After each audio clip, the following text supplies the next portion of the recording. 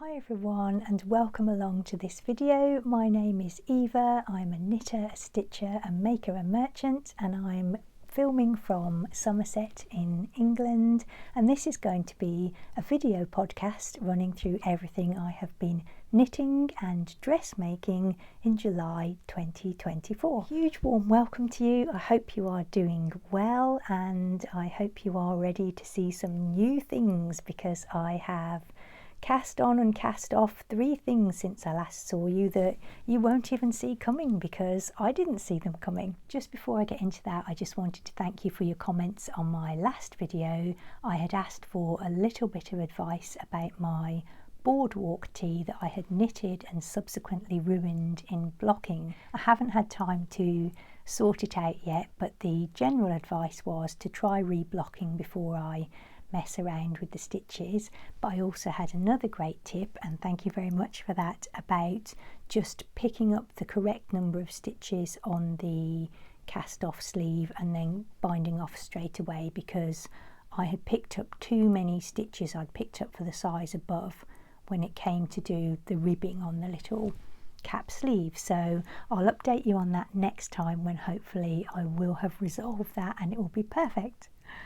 And the other thing I asked you in the comments was what sort of length of video you prefer to watch. And I think the general consensus is that as knitters and slow stitchers, we don't mind sitting down for a good 40-50 minute podcast. So thank you so much for your opinions, and my takeaway is that if my video runs over a little bit, I won't be too worried. So I'm going to start with the knitting, and I've done 3 projects this month which are all finished, done and dusted, and the first of those is a pair of plain vanilla socks, and here they are.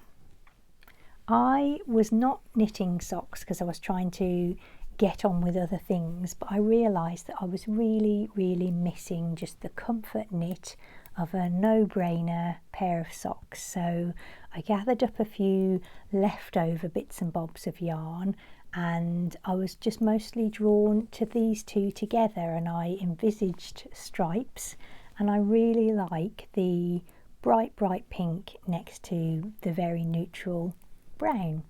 So these yarns are Knit Pick Stroll in the pucker colourway, which is this lovely hot pink, and I dyed the brown myself to knit a pair of penny gloves by Petite Knit, or is it Penny Mitts? I'm not sure, but anyway, I had about 70 grams left over because they don't take much, and I've still got 50 grams of the brown even now. This was a 50 gram ball of Knit Picks Stroll, and I've used about 30 grams I think for these, and I still have 20 grams and another 50 gram ball left over. So I knit them cuff down, I cast on 64 stitches as I always do, and did 20 rounds of 2x2 ribbing. Then these stripes are 8 rounds for each colour, and then the thinner stripes are just 3 rounds. I really like those. And then I went back to 8 rounds and did the hot pink cuff, and then I call it an afterthought heel, but it's really a forethought heel because I put in waste yarn and then go back at the end and pick it up. And so I did the same colour to match the stripe, and then I did things a little bit differently on the second sock. Well, actually this was the first one, because on the second sock I was getting a bit bored of all the ends, so I went to much chunkier things. These are about, I think these are 19 rounds. It was meant to be 8, 20, 20, but I accidentally knit 10 here, and I knew the number of rounds I wanted because I'd counted them on here. So I usually just measure to get my foot length and everything, but I thought I'd better count because it was stripes. So, and then of course I did the hot pink heel on that one. Let's try and get them to sit on the blocking things a bit better. Blocking things, sock blockers. So on the first one I did the 8s and the 3s, and then back to the 8s, and as I say, that one is 3s, 8s, and then 19s. So I like the fact that they're nice and different. It felt very relaxing to just do whatever I wanted, and although there was a little bit of counting just to make them even stripes, it didn't really matter. And so the whole thing was very joyous and very relaxing, and I just really enjoyed working with this very bright yarn. The only other thing to tell you is with the changing of colour, I haven't done anything with regard to getting a jogless stripe. I know it's a very easy technique, but there's a couple of techniques and I always get them muddled, so I didn't bother to do it, but I think that's turned out okay really. And what I have started doing with colour changes on socks is a little bit of the weave and Stephen method. So Stephen West has a tutorial here on YouTube about how he does the weave and Stephen to weave his ends in as he goes, and it basically involves catching your tails as you're knitting subsequent stitches. He always says repeatedly in his tutorial, which I really appreciate because it's helped it stick in my mind, 8 to 10 stitches, just 8 to 10 stitches. But I do mine for about 4 because I also know I'm going to go back and weave it in with a darning needle. But what I find is that by catching those stitches for about 4, it gives me a bit of leeway to really snug them up properly. It just gives it a bit more structure to be able to tighten the stitches up, and I think that has enabled me to do it fairly evenly so that you don't get too much of a jog. So I think that's turned out, you know, nicely for me anyway. I'm pleased with it, and yeah, I can't wait to wear these. I'm going to put them away until autumn weather, and then they'll be a nice little treat to wear for the first time. Anything else I need to tell you? Oh, the composition of the yarn is standard sock yarn, 75 super posh merino, 25% nylon, and I always knit on a 2.25 millimeter needle. My favourite is 9-inch circulars, and I use double pointed needles for the decreases at the toes and heels. And I usually do in terms of the length of the leg, so that when I fold it over it's at least as long as the foot.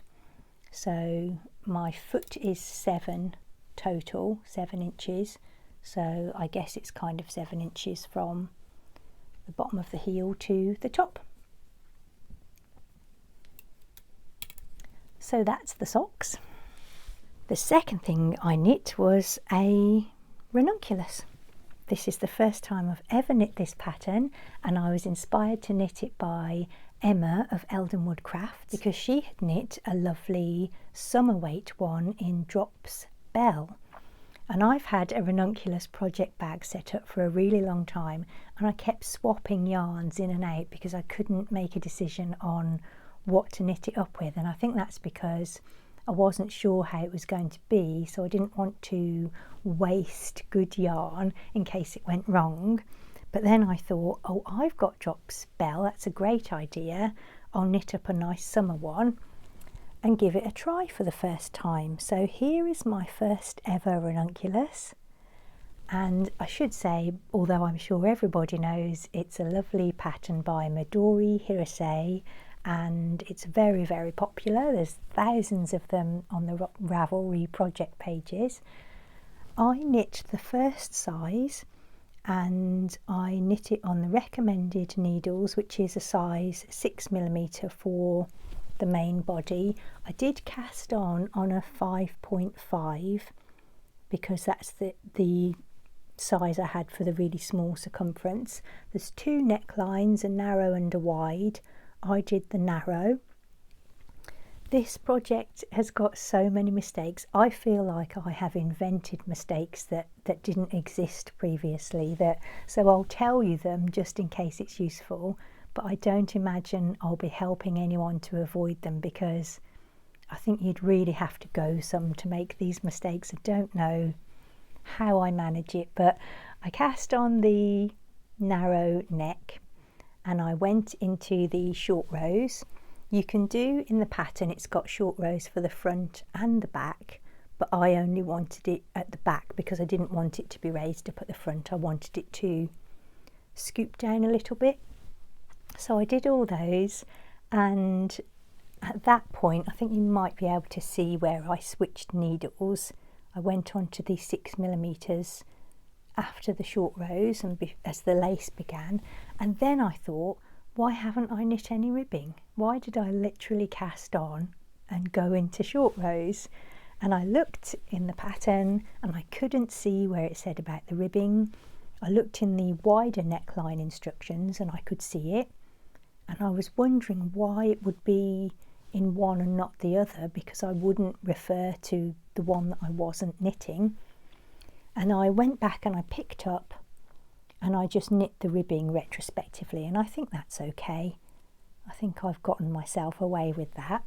But then I referred to the pattern to see how many rows I should be knitting, and right there in the instructions for the narrow neck I read how many rows I should be doing, because it absolutely did say in the instructions to knit some ribbing. Of course it did. But somehow I managed to completely miss seeing it again and again and again. So then I carried on with my lace, and if you are very familiar with the ranunculus, you'll wonder where some of the lace is.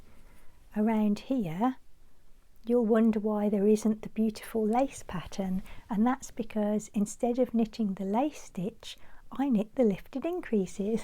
So it doesn't really look how it's supposed to look. However, it holds together and it's not going to unravel, so I'm going to wear it and call it a finished garment. I just did the sort of sleeveless version, and there's reasons why I've done all this, which I'll explain to you in a mo.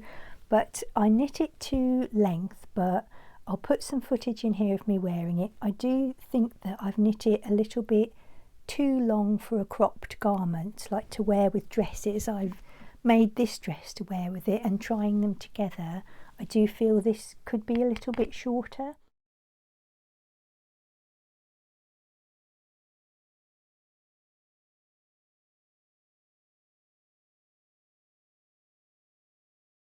So I think next time I will knit it a little bit shorter and maybe do some longer sleeves.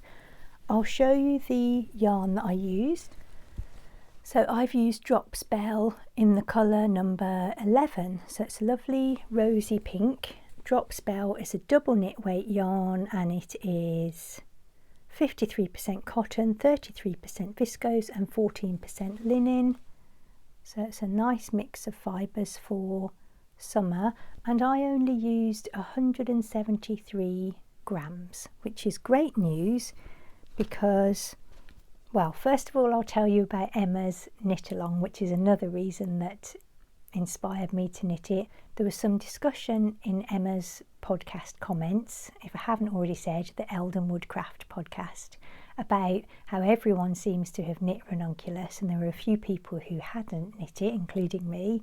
And so Emma has started a make along called Late to the Party or Last to the Party, and it's for any pattern that you feel everyone else has already knit and you'd like to give a go. So I'm going to try and enter this into Emma's make along. Emma's recently published a podcast, so there'll be details about the make along on there.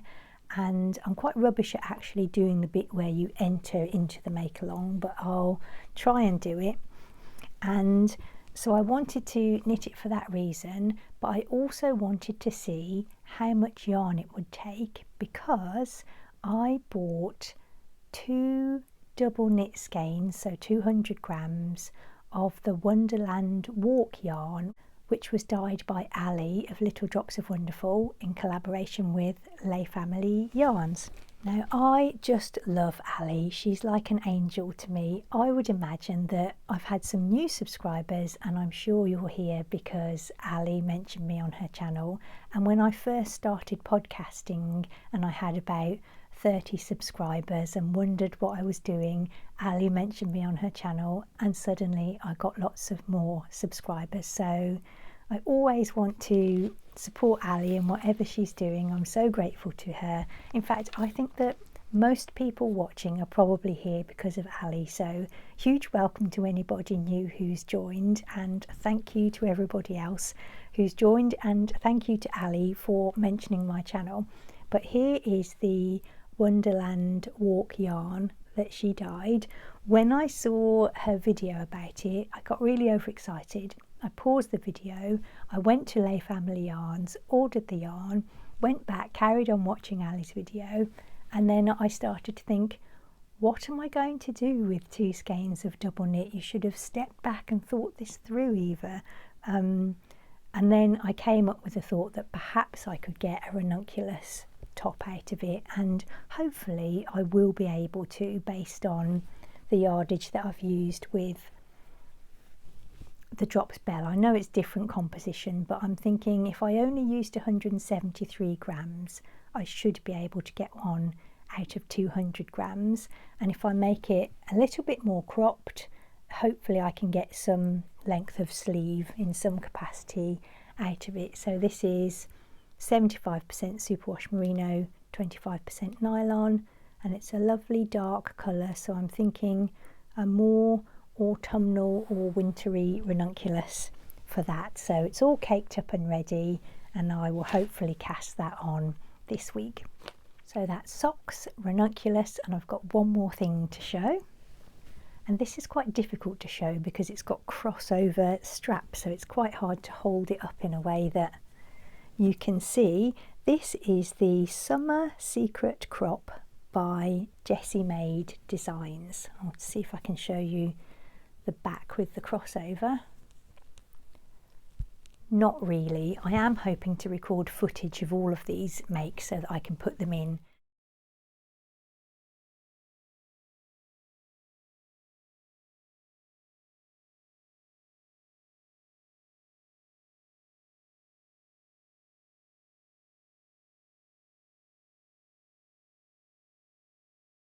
as we go, and you can actually see them properly. So let's just hold that without the straps for now. So yeah, a free pattern from Jessie Made Designs, and the same designer also has loads of variations on summer tops like this, ribbed ones and different things, and they're all really tempting and lovely. So I started off with the free one just to see how I felt. I wasn't sure if I would want to wear this. It's very loose gauge and everything, but I've kind of worked out that if I wear a nice robust crop top underneath, I'm quite comfortable wearing it. I have lengthened mine a good bit because I wouldn't want to wear a crop top. I wanted it to be full length. It could do with being a little bit longer. I've stretched it out as much as possible during blocking, but I could do with it being a little bit longer. I knit the medium size of this. I think it starts at XS medium. It's got a great size range, it's really broad, and I knit it from a yarn that I dyed. This was a merino cashmere nylon, so 80-10-10 merino cashmere nylon, and I dyed it in this nice pale blue with black speckles.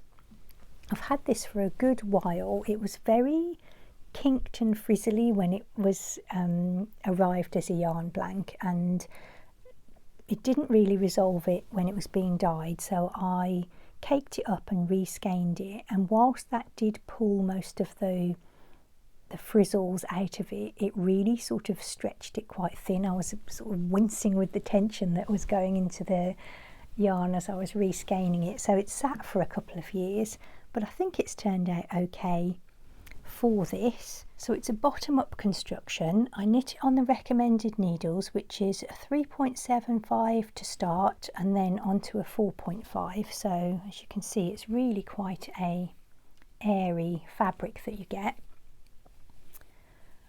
And I knew I wanted it to be longer, so what I did was, there's optional waist shaping on this, but it does recommend that you go with the waist shaping. So I can't remember how often the waist shaping is, but I lengthened the amount of time or rows between them. So I knit 10 rounds and then did waist shaping, 10 rounds, waist shaping, and I think that happened about 4 or 5 times, so it just hasn't given me quite enough extra length.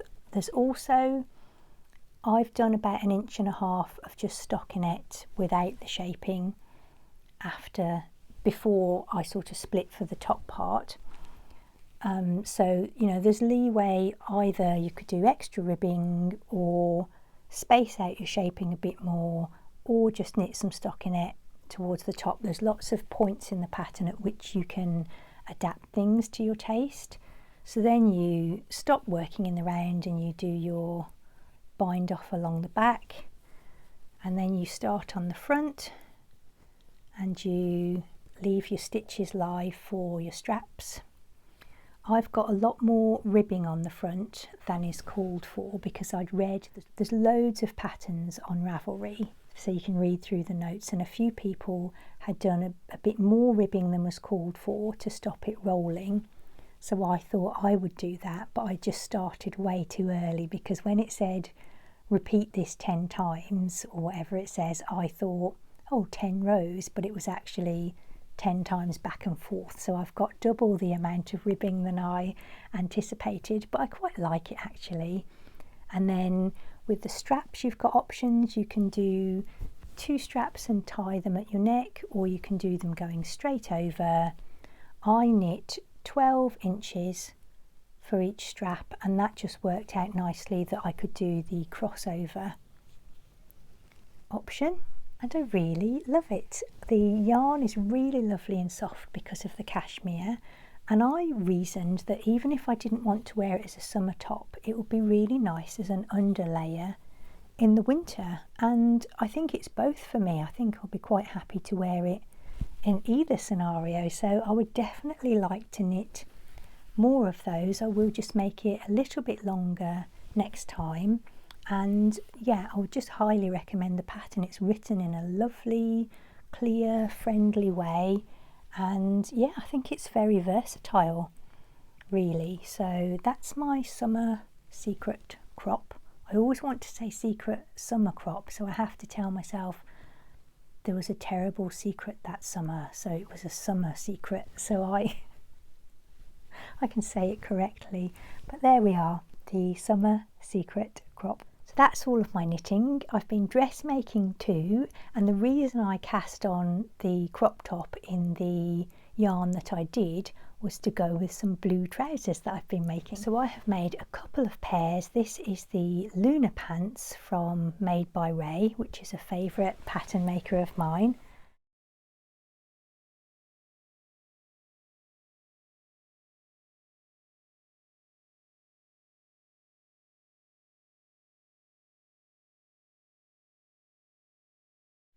So the first pair that I made in this very lightweight cotton sateen, which has a slight stretch to it as well, crossways.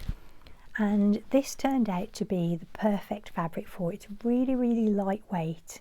And I don't know, cotton sateen has a sort of a crispness to it that's like really, it feels quite cooling. I just think maybe it's the slight sheen on it or whatever.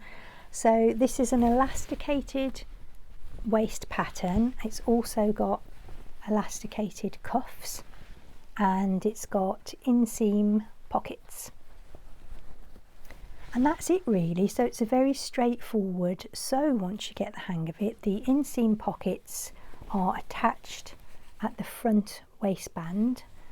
I did mine in a really lightweight viscose just to make sure that it wasn't too bulky there, but I didn't want the white of the viscose to be gaping through, so I just put a little strip of the blue on the outer edge of each pocket piece so that you wouldn't really see it. But it's not been too much of an issue. You don't really see it. They do sit quite nice and flat. I wasn't sure if they would be too blousy and big for my taste, so I actually made the small, even though I should be the medium, because I reasoned that I could really just adapt it and make a bigger elastic for the waist if I needed to, and that's worked out great. It's given me the amount of ease in the pattern that I would want really. The only thing is that I adjusted the pattern piece after these ones to make the rise just about 1.5 inches longer, because they're okay, like they fit me fine, and honestly I've lived in these, I reach for them all the time. It's just that my waist sits slightly higher up on my body than I think the average would be, so I just wanted that little bit of extra so that I can wear them as high-waisted really. But having said that, these sit on sort of my lower waist and they're absolutely fine, they feel comfortable. It's just my preference to have them a bit higher up, so hopefully I'll be putting footage in here so that you can see how they look on.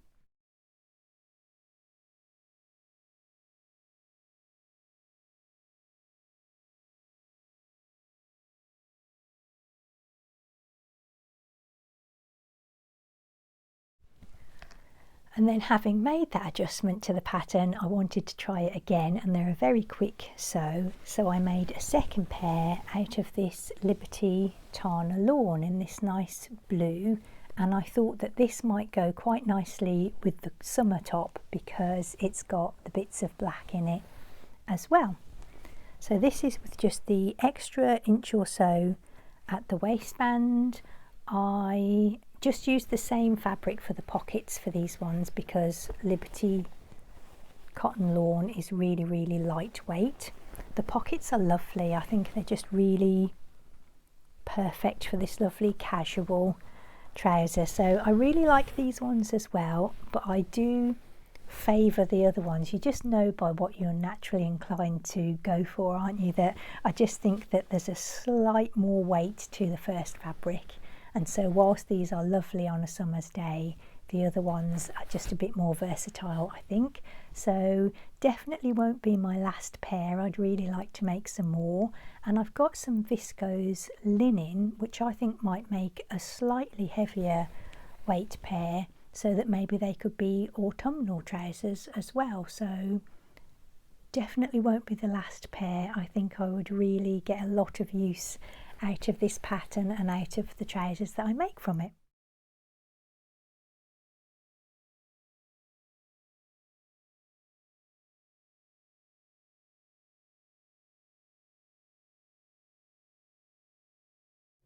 So yeah, I would definitely recommend that pattern. It was a nice quick sew as well. I think you could whip up a pair of those in a morning.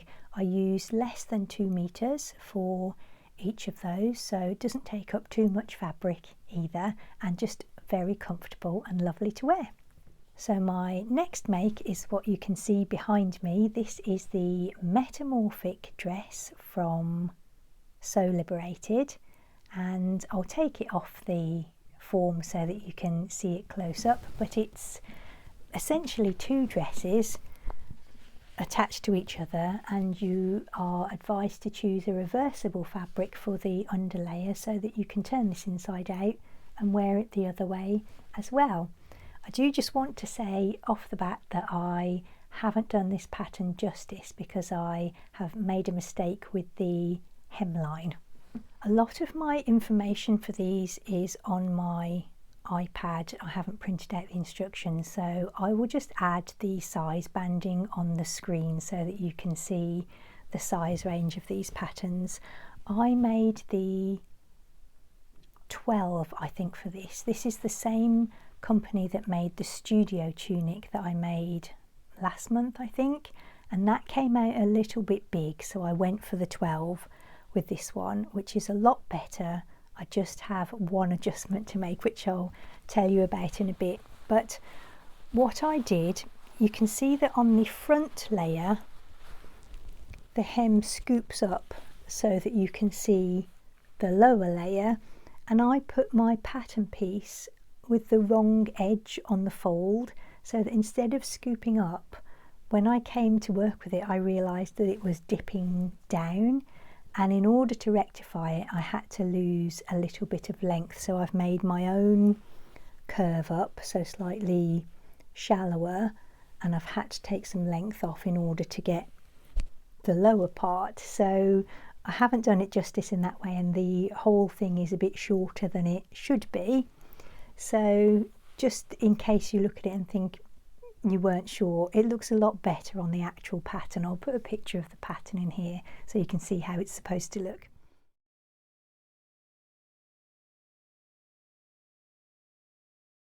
So I was just going through my stash to see what might go with my ranunculus, and I found this 2 meters of pink viscose, and then it was a challenge to find something reversible that would go with this, and the only thing I had really was this plain cotton poplin. I think this has got a bit of a stretch to it. Yeah, stretch cotton poplin that I could use for the other layer. The way the pattern has it, you would have patch pockets on the outer layer and inseam pockets on the reverse side, but I knew I'd be more likely to be wearing it this way, and I prefer the inseam pockets, so I just switched those over on the pattern. If I turn it inside out, we can have a look at the other side. So I put the patch pockets from the main fabric on the inside, and as you can see, when you're wearing it this way, you don't see the scoop, you've just got the straight across hem. You attach it all by using the burrito method, which is basically where you roll everything up and fold your outer seams and sew them and then turn everything inside out. So Liberated, it links it in the pattern, but you can just find it on YouTube.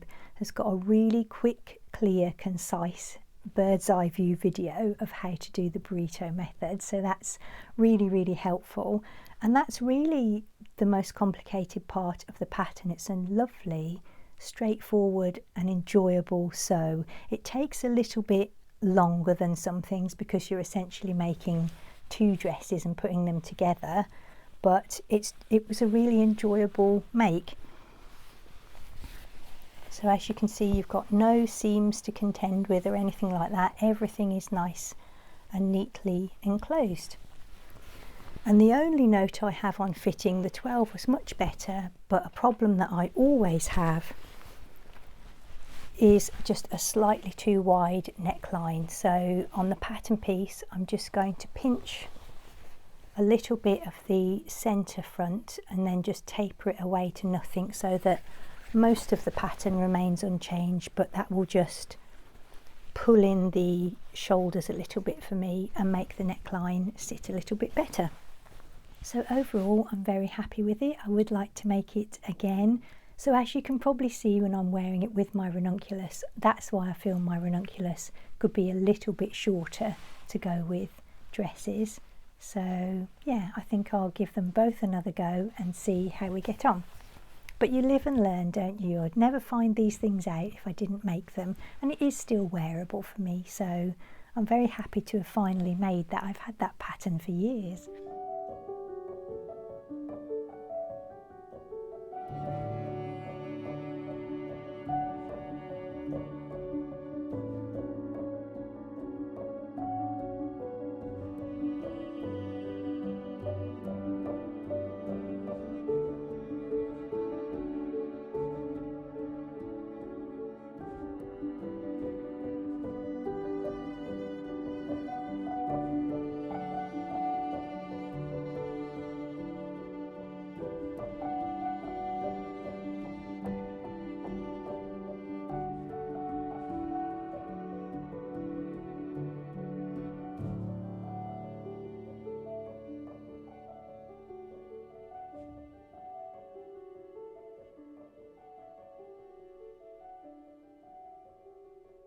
So my final make is the Avenir jumpsuit by Friday Pattern Company, which is what I'm wearing today.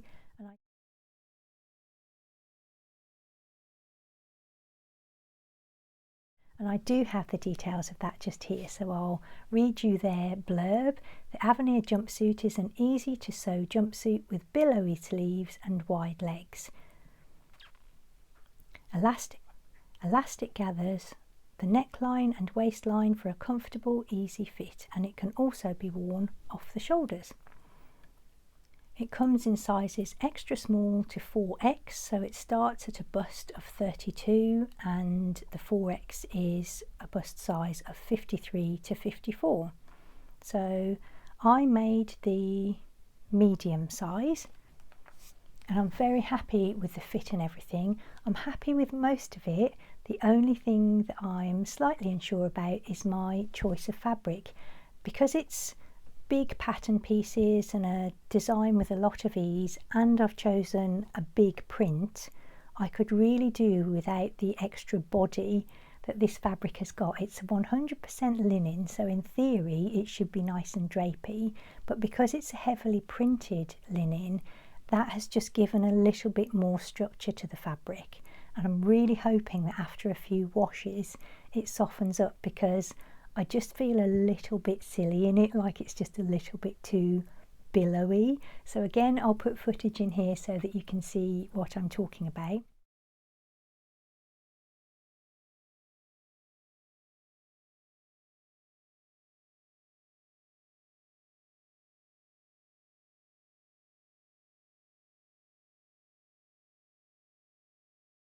But aside from that issue, I really love it. It's a super easy make. You've got minimal fitting issues because you've just got your elastic in the neckline and the waistline. Really easy to put together. Feels like secret pajamas to wear. It's just very comfortable and nice. I just wish it was a bit more drapey. I'm not sure if I've just missed it, which is entirely possible, as we know, but there wasn't really a mark for where to do the short sleeved version, so I just used the lengthen and shorten line on the pattern, but I did find that was about 2 inches too long, so I used those 2 inches to make another casing and elasticated the sleeves as well. So I would like to make this again in a drapier fabric and see how it is, and if I do, I'm 5'6" and the length of this is absolutely perfect, except that I again with these want to pull the waistline up slightly higher to my natural waistline, and in that case it becomes a bit short, so I think I will add an inch or two onto the leg length for the next make as well.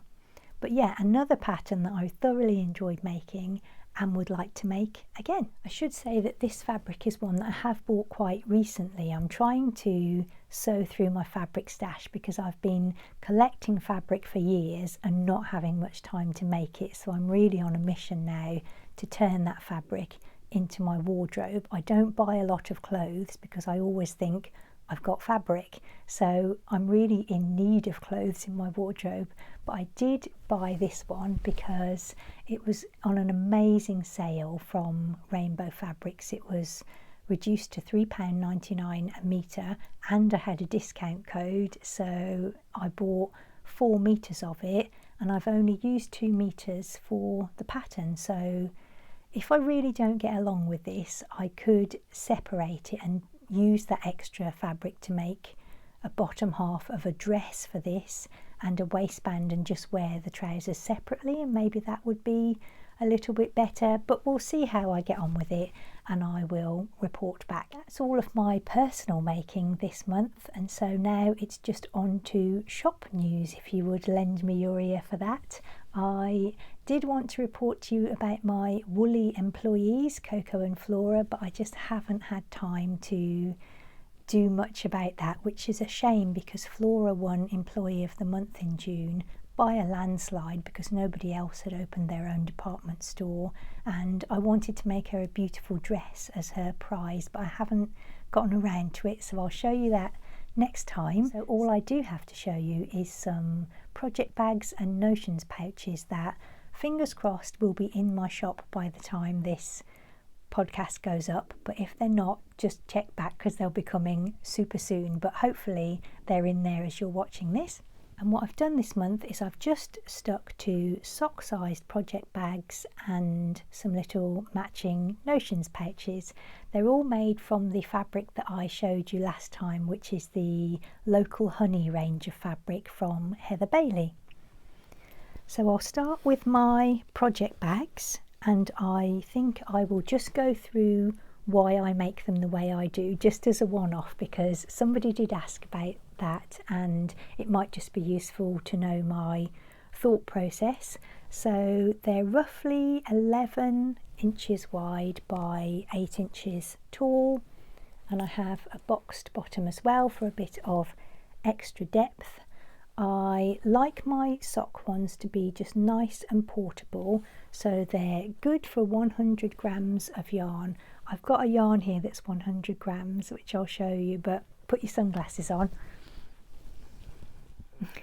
I got this, I was buying myself some new slippers from John Lewis, and they were having a big sale, and I always have a look in their haberdashery, and this was about £6 for 100 grams of neon yarn, so I popped that into the basket as well. So just for demonstration purposes, it's a good 100 gram size, so I think perfect for socks or a shawlette or a pair of mitts and things like that.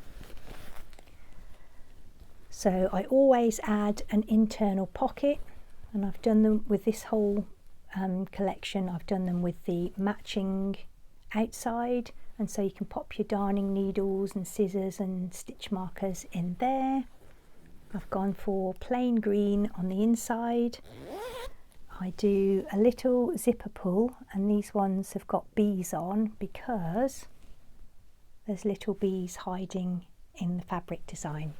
Because they're nice and portable, I add a nice strap so that you can hang them up or just carry them as you go about, and on the other side another little tab to help you pull the zips, and also you could put a little key ring on there with a crochet hook to pick up your stitches, or a ring full of stitch markers or whatever. And they are 100% cotton fabrics on the outside and the inside, and they're interlined with a nice sort of low volume fleece so that they will stand up on their own, but they're also nice and squishable. So that's all the sports facts about the bags. So I've got this design in this lovely magenta and these lovely bold florals. I've got the same design in a lovely dark green, rich dark green colourway, and I've gone for pink inside there.